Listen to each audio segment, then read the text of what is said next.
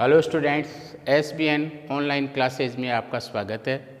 मैं आज आपको कक्षा 12 में माध्यमिक शिक्षा बोर्ड की कक्षा 12 में जो प्रश्न पूछा जाता है समाचार लेखन, उसके बाद जो समाचार पत्र से संबंधित एक प्रश्न पूछा जाता है 3 नंबर का, तो मैं बताने जा रहा हूँ समाचार लेखन। किसी भी घटना या सूचना को विस्तृत क्षेत्र में लोगों तक पहुंचाना समाचार कहलाता है। जैसे कोई भी समाचार है, कब हुआ, क्यों हुआ, कैसे हुआ, किसने किया, कब, क्यों, कैसे, किसने किया और कहाँ किया, कहाँ हुआ। तो यह सब चीज़ें किसी समाचार को विस्तृत रूप से समाचार के रूप में प्रस्तुत करने के लिए पर्याप्त होती है। और यह सब के जो उत्तर मिल जाए समाचार में दिए गए इन सब बातों का जहाँ उत्तर मिल जाए वह समाचार कहलाता है, समाचार लेखन कहलाता है। और इनको ककार कहा जाता है, ककार कहा जाता है। यह ककार कहलाते हैं, समाचार लेखन में यह ककार कहलाते हैं। कब, क्यों, कैसे, किसने, कहाँ, यह सब ककार होते हैं। इस प्रकार से हम देखते हैं कि यह कोई भी समाचार पूर्ण करने के लिए इन 6 ककारों का होना आवश्यक है। इसके बाद भी अपन देखते हैं जो सबसे जो मुख्य पॉइंट है वो बताने जा रहा हूँ आपको कि कोई भी समाचार पत्र का जो मेन भाग होता है, मुख्य पृष्ठ, जैसे यह आपका राजस्थान पत्रिका है, राजस्थान पत्रिका, तो इसमें जो मुख्य समाचार दिए होते हैं मेन पृष्ठ पर, मुख्य पृष्ठ पर जो समाचार दिए जाते हैं वो इंट्रो कहलाते हैं।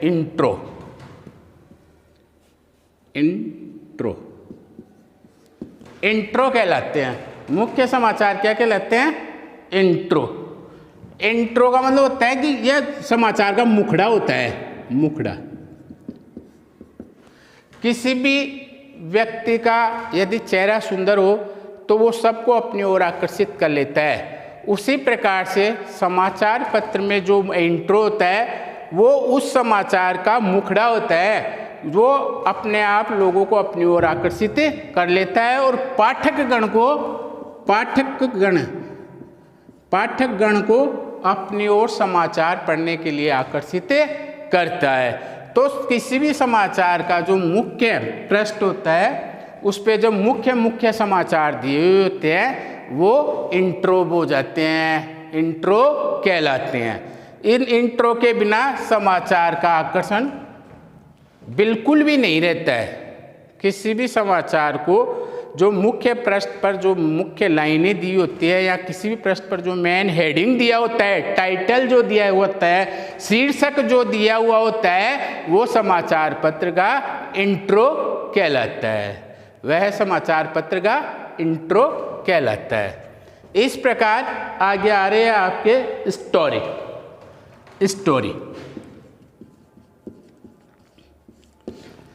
जो मुख्य पृष्ठ का जो इंट्रो दिया होता है, इंट्रो का संपूर्ण विवरण, इंट्रो का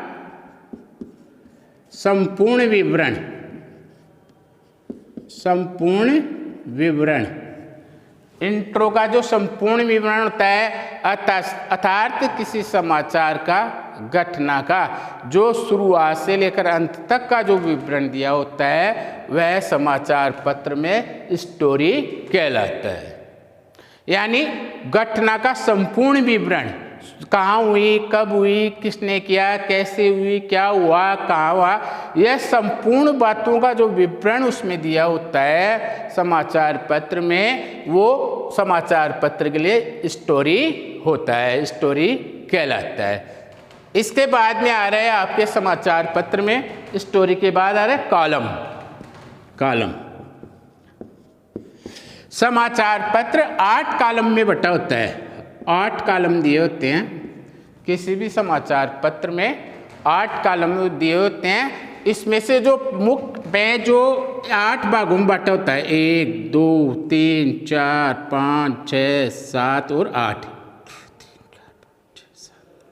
8 कॉलम दिए होते हैं। अधिकतर समाचार 3 या 4 कॉलम में समाप्त हो जाते हैं। और एक जो मुख्य पृष्ठ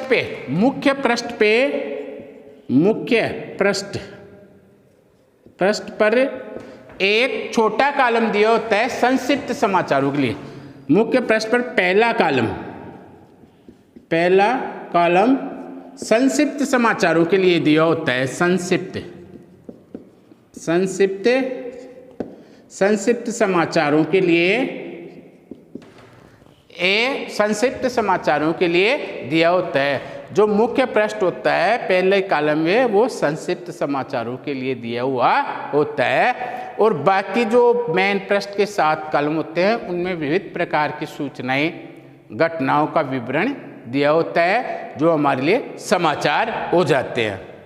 इसके बाद में आ रहा है, आपके स्टोरी के बाद में आ रहा है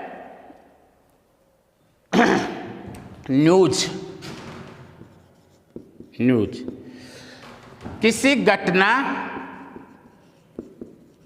या किसी बात का विवरण न्यूज कहलाता है। किसी घटना या किसी बात का विवरण न्यूज कहलाता है। और इसमें जो रिपोर्टर होता है संवाददाता के द्वारा इसका संपूर्ण विवरण समाचार पत्रों में प्रस्तुत किया जाता है, जो हमारे लिए न्यूज कहलाता है। इस प्रकार से अपन देखते हैं कि समाचार लेखन में 6 प्रकार दिए होते हैं, जिसमें कब, क्यों, कैसे, किसने और कहाँ, यह सब चीज़ों का उसमें उत्तर दिया होता है। यह ककार कहलाते हैं। और इंट्रो समाचार पत्रों में जो मुख्य शीर्षक दिया होता है, टाइटल दिया होता है समाचार का, शीर्षक जो दिया होता है वह इंट्रो कहलाता है। यह समाचार का मुखड़ा होता है। यह जितना सुंदर और जितना व्यवस्थित ढंग से लिखा जाता है, पाठकगण उसकी तरफ उतने ही अधिक आकर्षित होते हैं और उस समाचार को पढ़ने में रुचि दिखाते हैं। तो वो इंट्रो होता है। स्टोरी उस समाचार या घटना का संपूर्ण विवरण, उस समाचार या घटना का संपूर्ण विवरण स्टोरी कहलाता है। कॉलम, समाचार पत्र छोटे 8 कॉलम में लिखे जाते हैं। समाचार पत्र में जो समाचार दिए होते हैं वो 8 कॉलम में लिखे जाते हैं। और मुख्य पृष्ठ पर जो प्रथम कॉलम होता है उसमें संक्षिप्त समाचारों का विवरण दिया हुआ होता है। और न्यूज किसी भी घटना या किसी बात का विवरण न्यूज कहलाता है, समाचार कहलाता है। इस प्रकार से हम देखते हैं कि समाचार लिखने के लिए किसी भी संवाददाता को जागरूक रहना चाहिए। और निश्चित संवाददाता के लिए सजग और उस क्षेत्र विशेष का जानकार होना चाहिए। इस प्रकार से हमने देखा कि यह मुद्रित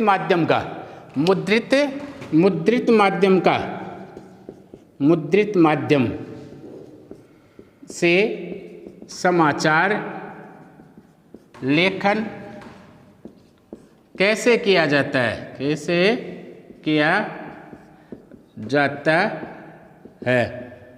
इसके बारे में जानकारी ली। अब मैं बताने जा रहा हूं कि समाचार लेखन के 3 माध्यम हैं। पहला तो मुद्रित माध्यम, और उसके बाद में आता है इलेक्ट्रॉनिक माध्यम।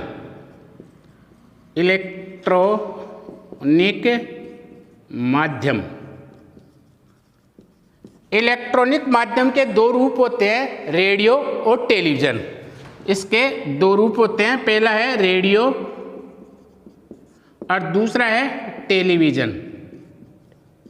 टेलीविज़न, रेडियो समाचार का माध्यम ऐसा है जिसके द्वारा केवल श्रोता सुन ही सकता है, समाचारों को न वो देख सकता है और न उसके बारे में वो दोबारा उनको यदि स्टोर करना चाहे या देखना चाहे तो वो उसकी जानकारी दोबारा प्राप्त नहीं कर सकता। केवल श्रवण माध्यम होता है, केवल श्रोता सुन सकता है।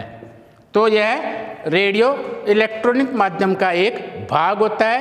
इसी प्रकार से टेलीविज़न के द्वारा श्रोता समाचारों को सुन सकता है और देख सकता है तथा संपूर्ण